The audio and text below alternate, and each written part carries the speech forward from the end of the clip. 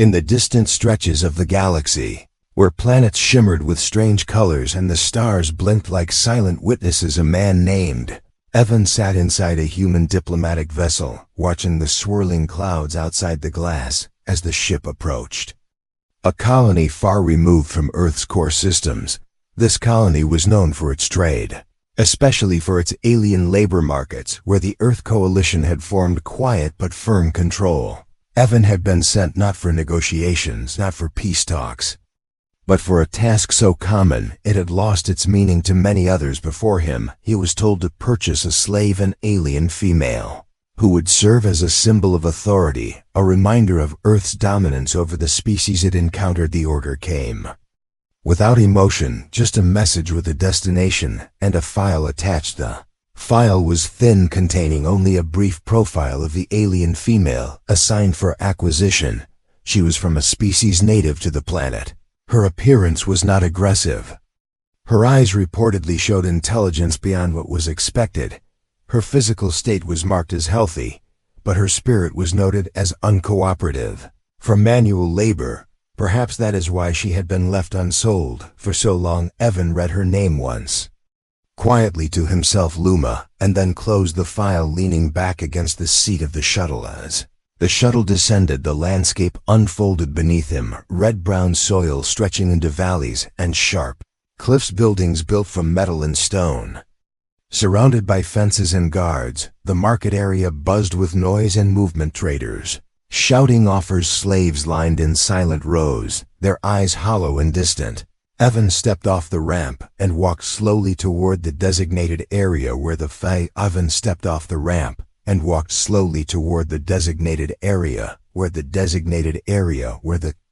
transaction would occur, and with each step he felt a growing sense of discomfort, not because of fear, but because of the weight of something heavier than duty. It was something he could not name yet. Trader was a tall man with a rough voice and sharper smile. He greeted Evan with a handshake and began speaking quickly, as if trying to close the deal before the human changed his mind. He gestured toward a corner where a figure sat with her knees drawn close. Her skin was pale violet, her arms thin, and her long hair tangled around her face. The trader laughed, saying she would make an obedient servant once properly broken. Evan said nothing. He looked at her, and she looked back, her eyes not filled with rage or submission, but something far more dangerous for those who wish to keep her chained. Curiosity and awareness. The trader continued talking about discounts and alternate options, but Evan barely listened, his gaze fixed on Luma, who remained completely still except for her eyes that followed him. When he turned away, he felt something twist inside him, not pity, not sympathy, but a deep echo from a past he had not touched in years, memories of another life, one where he had not been a buyer or diplomat, but just a child, saved and raised by someone different, someone not human, who showed him kindness when the rest of the world had burned. He thanked the trader and stepped away, saying he needed time to think. Though the trader seemed annoyed, Evan walked through the market again, but nothing held his attention. The noise felt distant, the lights blurred, and then, without fully understanding why, he found himself returning to the same stall, his hands moving to his pocket where he carried his personal credits, ones not tied to the mission. He held them out, and in one moment, the trade was made and the chains were removed. Luma stood slowly, her eyes never leaving his face, as if searching for a hidden trap, but none came. Evan did not tie her hands. He did not drag her. He simply said the words, "You are free to walk," and turned back toward the shuttle, expecting her to follow or not. But she did follow silently, her steps uncertain but steady, and as the ship rose into the air, once more leaving the market behind, Evan sat across from her, wondering what he had just done, what path he had just chosen, and why he felt more human in that moment than he had in years.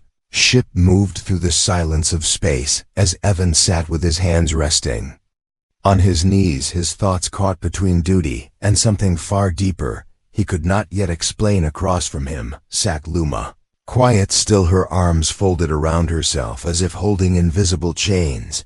Even though there were none left, her eyes remained wide and alert, scanning every movement, every breath, as though expecting the moment to change from safety to command, from freedom to cruelty. She sat like someone who had been burned too many times to believe in warmth again, and Evan saw all of it but said nothing because he knew words could do little when trust had been shattered for too long. The hum of the engine filled the room with a soft rhythm, and outside the stars drifted like drifting fireflies through a sea of endless black. Evan remembered the mission briefing, remembered the sharp voice of his superior, speaking without emotion, telling him to bring the slave to the embassy quarters and prepare her for ceremonial presentation. The words came back to him now like echoes from a tunnel long behind him, and he realized with quiet certainty that he had already gone off script, already stepped away from the chain of command by not placing the collar on her, by not treating her as an object, by not asking her name in the cold voice of a buyer. He stood and walked to the side cabinet, poured a cup of water and brought it to her, his hand extended in offering, not in demand. Luma looked at the cup, then at him, then back at the cup. Her fingers moved slowly, hesitant. As she reached forward and took it, drank carefully without spilling a drop, and held the cup afterward as if unsure whether to return it or keep it as a test. Evan gave a small nod and sat down again, feeling the silence stretch between them like a wall made not of anger but of distance. Memories came to him, as they often did when he was alone, the image of an old house on a forgotten moon where he had once lived as a child with someone not of his blood, someone not of his species, someone who had protected him, fed him, taught him when no one else would, because his own parents had died in a battle that had nothing to do with him and everything to do with borders and control, and he had been left behind until that alien woman took him in and raised him in a language not his own but full of warmth and care. He never forgot that. And he never forgot her eyes, which reminded him now of Lunarian. The ship landed at the human embassy quarters on the colony. Evan stepped out and gestured for Luma to follow. She did without question, her movements cautious but no longer trembling. The guards at the gate looked at her, then at Evan, and said nothing, only logged their entry and turned away, pretending they saw nothing wrong, pretending everything was in order, even though a slave without restraints should have been questioned, reported, possibly punished. But Evan had worn his official coat, the one with the Earth Coalition crest, and that was enough to keep them silent inside the quarters. Evan showed her the room where she would sleep. It was small but clean, with a bed and light, and a window that showed a slice of the alien sky. Luma entered, slowly touched the fabric of the bed, then looked back at him, waiting for something. Maybe instructions, maybe threats. But Evan simply said, "You can rest here. This is your space now," and he turned to leave. But before he reached the door, she asked in a soft voice, "What do you want from me?" Her words slow and unfamiliar, as if spoken through a throat unused to choice, and Evan stopped in place, thinking for a long second before answering. "I want nothing from you except for you to know that you are not a possession. Not a tool, not a reward or a prize," he said, without looking back. "You do not owe me anything," and with that he stepped out into the hallway, letting the door close behind him, knowing the choice he had made would not be understood by most, and yet feeling no doubt that it was the only one he could live with that night. As he sat in his room reviewing reports and pretending to focus, he wondered what would happen next, what consequences would rise from his decision, what questions would come from command, and whether he would be ready when they did. But above all else, he wondered if the girl in the other room truly believed she was free, or if she was still waiting for the command to fall like a shadow across her peace. And if she was waiting, then how long would it take for her to understand that this time there would be no command at all? Morning arrived without sound. Only the gentle glow of light, slipping through the high window, reached across the room where Luma lay awake, eyes open, hands resting quietly on the blanket. She had not slept much. Though her body no longer trembled and her breath came steady, the room still felt strange. The bed too soft, the air too clean, everything around her held no threat, and yet her thoughts kept circling like birds searching for meaning. She had known Commands, punishment, silence, and labor, but she had never known stillness without fear, never known kindness without accost. In the other room, Evan sat with a steaming cup in his hand, reading reports that no longer held his attention. His mind kept drifting back to the quiet figure on the other side of the wall, the one whose eyes asked questions, even when her mouth did not. He had expected tension, resistance, even anger, but what he saw instead was a quiet confusion, a silence born not of fear, but of uncertainty, as if she no longer knew what she was supposed to be, and maybe that was exactly what she needed to figure out on her own later. That day, Luma stepped out into the hallway, her bare feet silent against the smooth floor, her eyes taking in every detail of the place, the pale walls, the soft lights, the way the corners did not hide threats, the way the air did not carry orders. Evan looked up from his screen and offered a quiet nod, not asking questions, not demanding answers. She stood there for a moment, as if measuring something unseen, before walking past into the small kitchen where she stared at the food arranged on the shelf. Her hands moved slowly, reaching out, then pausing as though waiting for permission. "You can eat anything you like," Evan said, his voice even and calm. She turned to look at him, her brow slightly furrowed and her fingers curled back in hesitation. "Do you not want it?" he asked gently. Luma's voice was quiet, not from fear, but from the habit of speaking only when spoken to. "I want to know what you want from me." Her words were not angry, not accusatory, but filled with genuine confusion. As if kindness itself was a riddle, Evan stood slowly, placed his cup down, and walked toward her, then stopped a few steps away. "I want you to live freely," he said, "not as something owned, not as something traded, but as yourself, whatever that means to you." She blinked, eyes wide, as if the sentence made no sense, and then turned back to the food. She picked up a piece of fruit and studied it before taking the small bite. Her shoulders remained tight, but her jaw moved with steady rhythm, and Evan saw a tiny change in her posture, not yet trust, but the beginning of something like understanding. Days passed in quiet rhythm. Luma began to explore more of the residence. She touched the books on the shelf, listened to music through the speakers, even stood at the window watching the humans walk below. She still rarely spoke, but her eyes carried questions, and her silence no longer felt like a wall. It felt like waiting. One evening, she entered Evan's room without knocking, her steps light, her hands clasped in front of her. She walked to where he sat, then without a word she knelt before him, her head lowered, her voice barely above a whisper.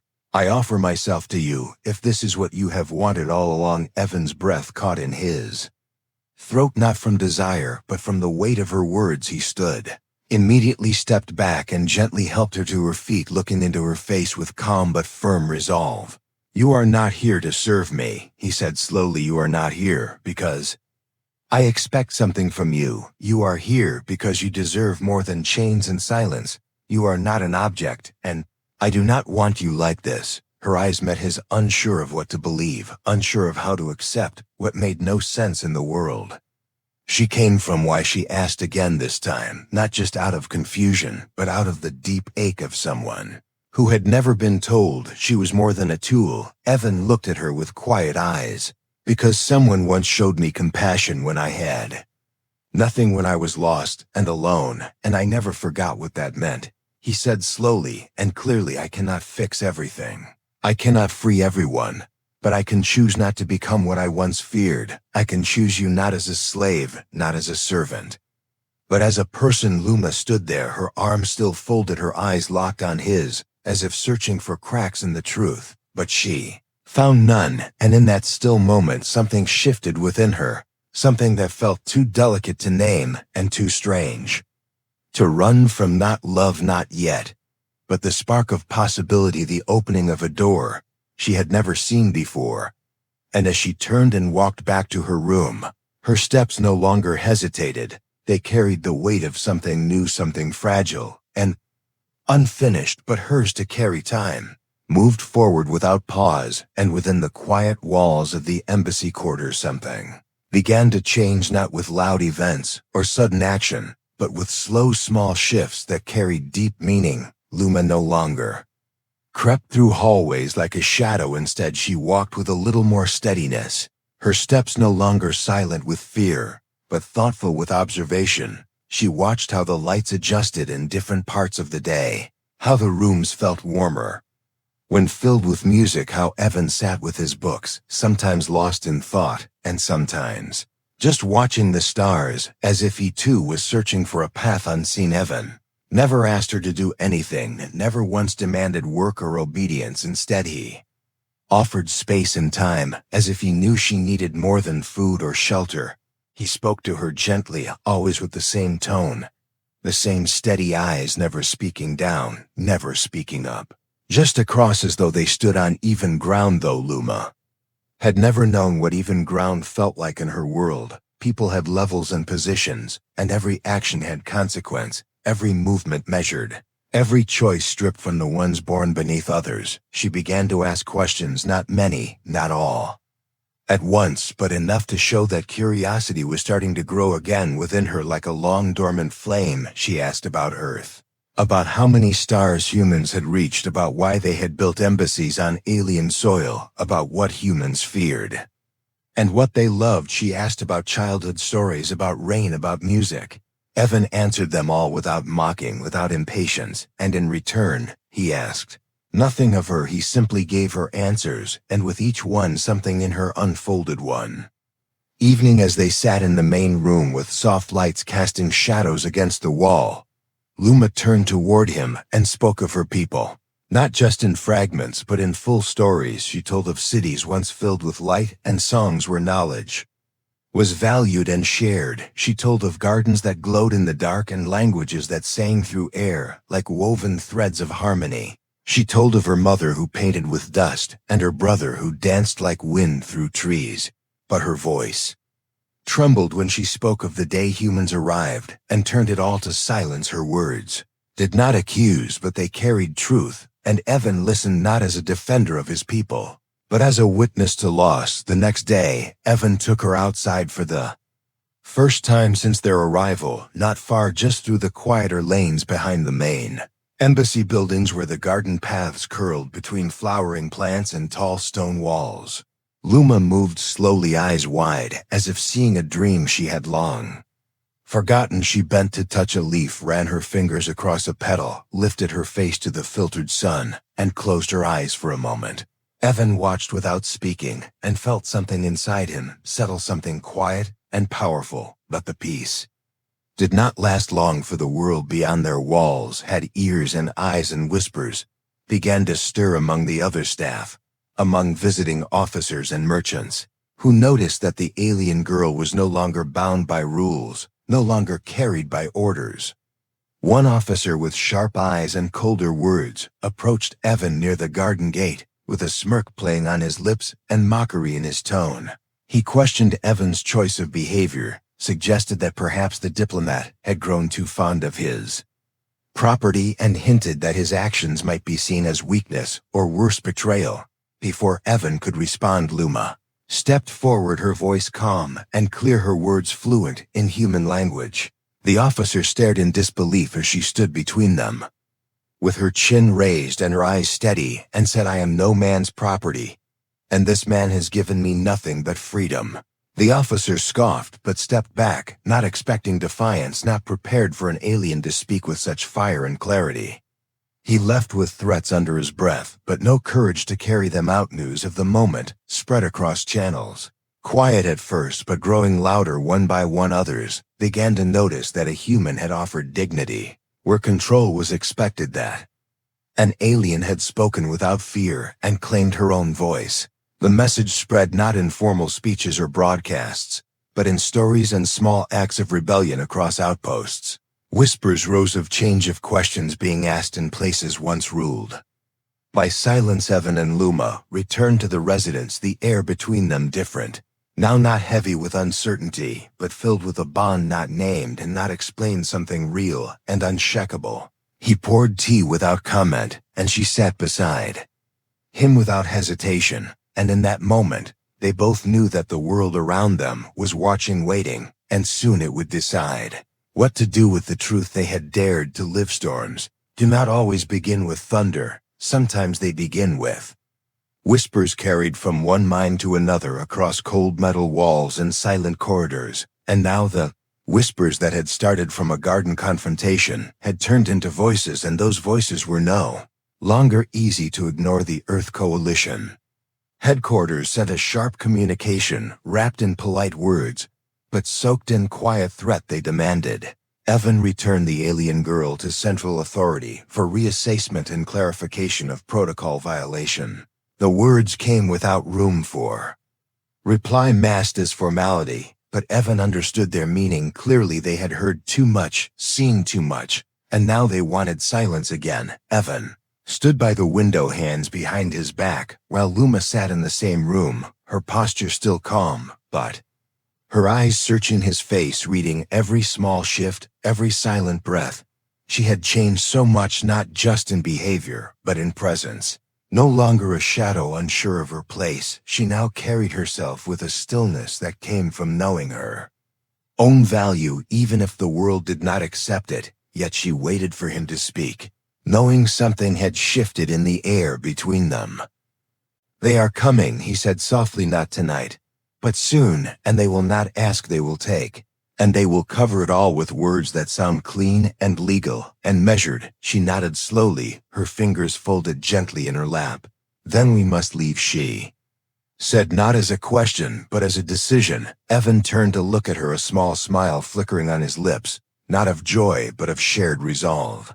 "We must leave," he repeated, and already his mind was turning, drawing plans, paths, and contacts. He still remembered him for more than his rank. That night, under the cover of false silence, they moved through the service corridors, with the help of a few others, who had begun to believe in what they had seen, and heard small acts of kindness from passing workers, quiet nods from maintenance staff. A shared data chip slipped into Evan's coat, nothing dramatic, just enough to guide them past the points of control and out, into the darker parts of the colony where control was thinner and questions fewer. They found shelter in the old mining sector, where few humans visited and where alien communities lived in quiet separation, hidden from the polished floors of the official halls. There they were given space by a family who asked nothing but offered food and warmth. Luma spoke their language, not fluently, but with enough memory to be understood, and they welcomed her like someone who had returned from fire. Evan watched her smile for the first time without tension, and something inside him eased. Like a string long stretched, finally allowed to rest. In the months that followed, they moved again and again, through borders and stars and settlements, never staying too long, never too open, but always together and always with purpose. Luma began writing her story, not just for memory, but for others. She wrote of her people, of what had been lost, and what could still be remembered. She wrote of chains and silence, and the slow return of voice. She wrote of a human who had been told to buy her, and instead chose to see her. Her words spread through channels meant for art and culture, where officials rarely looked. They were shared quietly at first, from tablet to tablet, from one reader to another. And in those words many found their own reflection. Not just aliens, but humans. Two people who had watched too long from the side, afraid to speak, but now reminded that choice still lived even in the smallest acts. Evan did not stop her. He encouraged her, helped her shape the language when needed, but never touched the truth of her voice. He knew it was not his to shape. Years passed and the galaxy turned, as it always did, stars burning and fading borders, shifting laws written and rewritten, but something deeper had already begun to move beneath all that. Somewhere far from the place where it had started, a statue was raised, not tall, not shining, but simple. It stood in a garden once forgotten, now filled with quiet visitors. The statue showed no face, just two figures standing side by side. Not master and servant, not conqueror and conquered, but equals facing the same sky. The plaque beneath it carried no grand title, only a single sentence carved without decoration. In a world of orders, one man chose compassion and one woman chose to believe him, and that story remained not as myth or warning, but as memory, alive in every voice that refused to be silenced, in every hand that reached without force, in every heart that understood that freedom is not something to be given, but something to be recognized and honored when it finally dares to awaken the end.